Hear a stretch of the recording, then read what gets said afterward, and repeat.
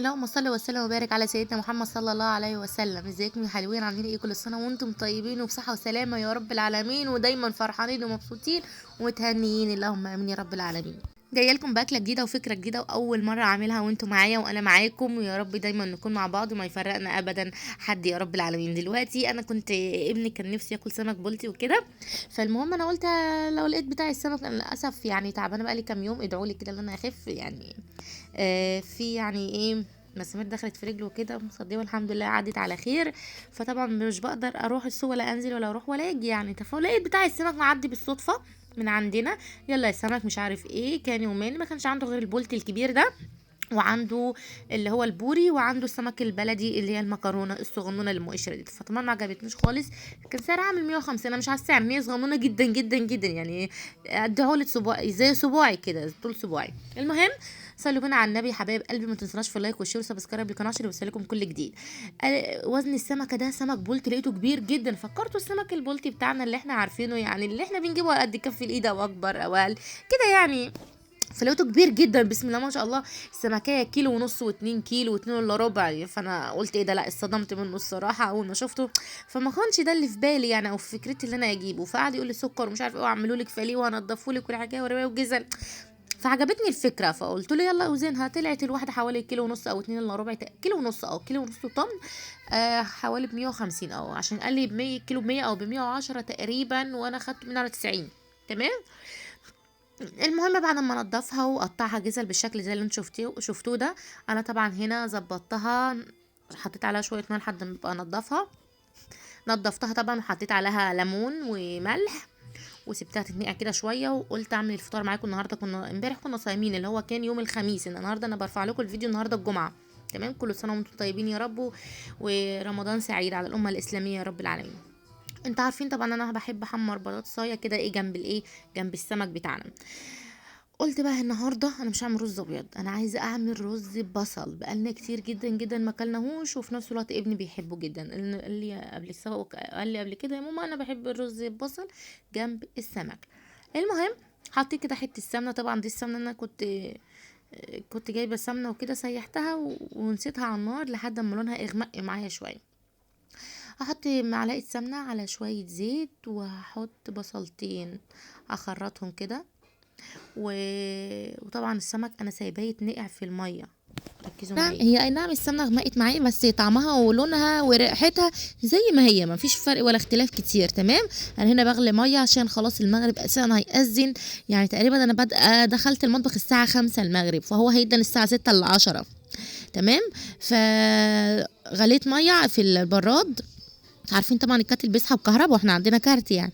فطبعا حطيت الرز بعد ما غسلته وصفيته كويس جدا من الميه، حطيت شويه ملح مع مكعب مرق ماجي، واحط الميه عشان الرز يقلب معايا بسرعه ويستوي بسرعه جدا، عشان خلاص احنا صايمين. هو انا بس اللي صايمه يعني. المهم، وحمرت البطاطسية خلاص هتطلع اهي، وسايبه السمك.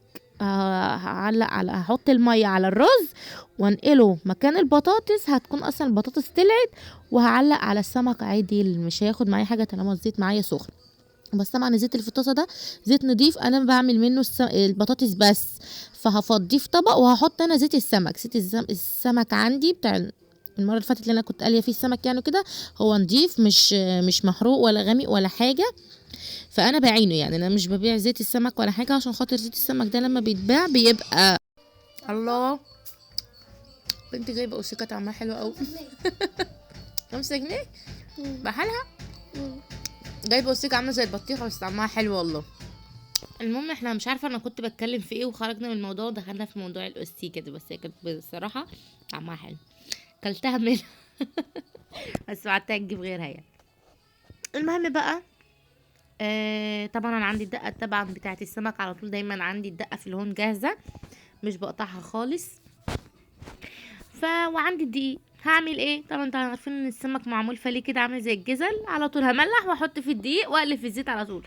وطبعا عملت شويه سلطه خضراء جنب الاكل، وما خدتش في الاكل يعني، يا دوبك الاذان خلص من هنا انا كنت بحط الاكل بجد يعني. انا اتاخرت فيه سيكه يعني، لا سيكتين 3، بمعنى ان انا دخلت مثلا 5 دقايق يعني. جوزي قال لي الاذان بيأذن وكده، فانا كنت في اخر طرحه في السمك. انا طبعا دلوقتي هشيل البطاطس اهو زي ما انتوا شفتوا، وهنقل الرز، حله رز مكان السمك، مكان الطاسه بتاعه البطاطس، عشان خاطر قلي السمك وكده يبقى قريبه مني وعلى النار يعني. تمام. بس بجد اول مره في حياتي اجيب السمك البلطي الكبير قوي ده، وطعمه جميل جدا. الراجل قال لي على فكره مش هتبقى اول مره انك تاخدي مننا سمك، هتاخدي السمكه ده هتلاقيها سكر في الاكل، احنا بنجيب السمك ده بالطلب. تمام. فبجد انا بتمنى ان الراجل يجي تاني ويجيب معاه السمك ده تاني، عشان انا عايزه منه استراحه تاني. طعمه حلو جدا. قطع السمكية حوالي 5 جزل او 6 جزل، والله العظيم بامانه كل واحد خد جزله من انا وجوزي واولاده وكده، كل واحد خد جزله وشبع، يعني جزله كبيره شبع وفاض مننا كمان يعني ما شاء الله. دلوقتي انا بفضي الزيت بتاع البطاطس، قلي البطاطس يا جماعه، وهحط انا بقى زيت السمك اللي انا عيناه. شوفوه دلوقتي معايا اهو، شايفين زيت السمك حلو ازاي؟ ما يفرقش ده عن ده حاجه، بس هو ده اغمق سيكه يعني، هو ده زيت سمك بس حلو، مش اللي هو الاسود المحروق والكلام ده كله. فانا حرام يعني ان انا ارمي ده ولا ابيع ده واستهلك زيت نضيف يعني. طبعا كده الرز خلاص اتشرب، وطيت عليه ويلا نملح السمك بتاعنا. طعمه جميل جدا، وبجد بجد هاتوا السمك البلطي الكبير ده قوي قوي ده، لو لقيتوه بجد عند بتاع الاسماك خليه يجيب، هاتولكوا سمكه واحده ما شاء الله يعني تكفي عيله حسب وزنها. تمام. وهيقطعها لك جزل وفاليه، هتبقى تحفه تحفه تحفه بجد، بأمانة الله تحفه. انت خلاص كده ملحت السمك والزيت سخن جدا جدا وقال خلاص دبنا. طبعا هبدر الدقيق، هبدر السمك كده الجزل وارصها في الطاسه. السمك بتاع السمكية ما شاء الله تحفة جدا، السمك بتاعها مليانة كده لحم كده وتخينة كده. بس يعني الطاسة ممكن هتاخد معايا سمكتين او 3 بالكتير، مش هتاخد اكتر من كده. حط الجزلة التانية. مش عايزة يا سوسو، مش عايزة، مالكيش دعوة بالموبايل، اسكتي. بالنعناع. لا مش عايزة نعناع والله اروح بالنعناع. يا حبيبتي، مش عايزة خلاص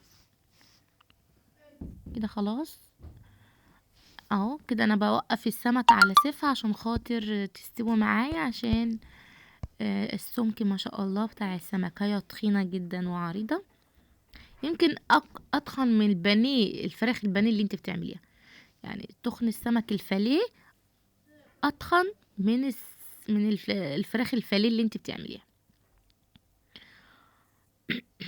بجد بجد ما شاء الله سمكة مبروكة وتحفة وفيها بركة وخير كده، وربنا مبارك في الأكل كده وطعمه حلو ما شاء الله يعني.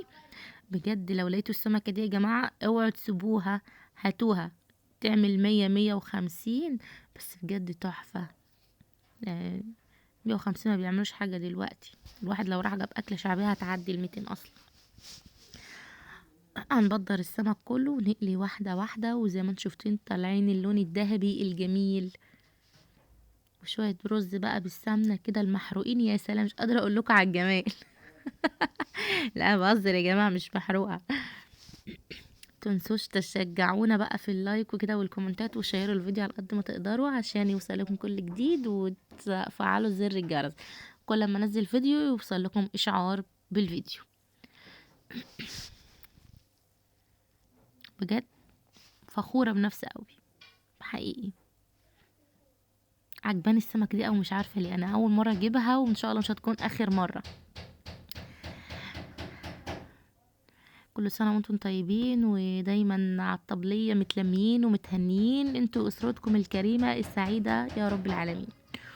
وعند الرسول ان شاء الله نكون حاجين جميعا. ادعوا لنا يا جماعه الحج، ادعوا لنا، هموت وحج يا جماعه، عايزه حج. يا رب اكتبها لنا يا رب، احنا والامه الاسلاميه اللهم امين. هنا تقريبا كان المغرب هيأذن. انا كده كنت خلصت السلطه وحمرت البطاطس، والرز خلاص كده على النار، يعني فاضله حبه كده وخلاص هتلاقوني اطفي عليه النار. هو كده انا مطيه عليه، والسمك خلاص كده تقريبا كان لسه معايا طرحه واحده اهو. كده هدوق الرز وهشوفه. انا هنا بقى غلطت غلطه، قولوا لي ايه هي بقى، صلى على النبي. عليه الصلاة والسلام. هنا انا الاذان كان اذن بس ما كنتش كسرت صيامي على الميه. عملت ايه؟ فكرت نفسي اللي انا كسرت صيامي، فروحت خدت معلقه رز وقلت ادوقها اشوفها استوت ولا لا. بعد ما حطيت لقمه الرز في بقي نسيت اللي انا ما كسرتش صيامي على الميه. قمت جبتها تاني وقمت كسرت صيامي على الميه. شفتوا؟ انا دلوقتي بعد ما خدت معلقه رز رجعتها تاني، جبتها يعني، سوري في اللفظ يعني الناس اللي بتعرف. بس الحمد لله يعني كسرت صيامي وقلت اللهم اني لك قسمت على رزقك، افطرت وكلت معلقه رز عادي يعني، ايه المشكله؟ كان الاذان دلوقتي اذن وخلاص طفيت عن الرز.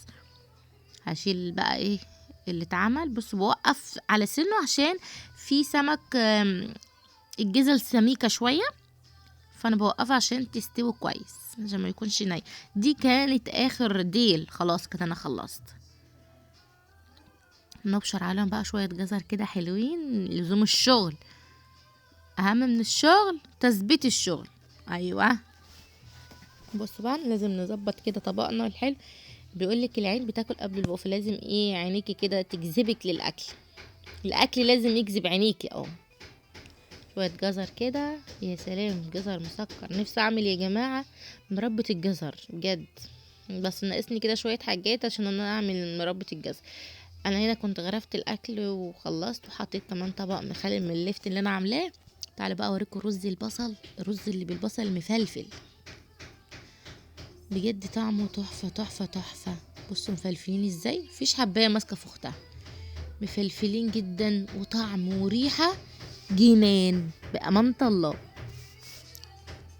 بس مخدوم يعني، عايزة تطلعي الرز مفرفر وحلو مش ماسك في بعضه، قلبيه كويس جدا جدا، شوحيه في شوية الزيت، شوحيه هيطلع معاكي مفرفر وتحفة. واخدميه وبلاش تحطي له ميه كتير عشان ما يعجنش. ويكون ملحوظة في رز بياخد ميه كتير وفي رز ما بياخدش ميه كتير يا جماعة، كل رز حسب مقاديره في الميه، ركزوا معايا. خلصنا صينيتنا الحلوة وتعالوا بقى اتفضلوا معانا افطروا بألف هنا وشفا. شوية خضرة كده من على الوش، يا سلام بجد بجد أكلة جامدة. واللي محليها طبق السمك الفالي ده. اتفضلوا معانا بقى، متنسوش يا جماعة في اللايك، انتم مقصرين جدا. وتحية كبيرة جدا جدا جدا لأهل السعودية اللي بتتابعني، وأهل الجزائر اللي بتتابعني، وجميع الدول العربية ان شاء الله اللي فيما بعد هتتابعني، ومصر طبعا ما ننساش ام الدنيا. واشوفكم فيديو جديد يا حبايب قلبي واكتبوا لنا دعوة حلوة كده من قلوبكم، وادعوا لي يا جماعة بالشفاء وبالتوفيق للجميع والنجاح الدائم يا رب. بص بقى لازم تزوقي صينيتك كده وسفرتك طبليتك، تفتحي النفس كده، تسر الناظرين زي ما بيقولوا. يلا اشوفكم فيديو جديد واستودعكم الله، مع السلامة.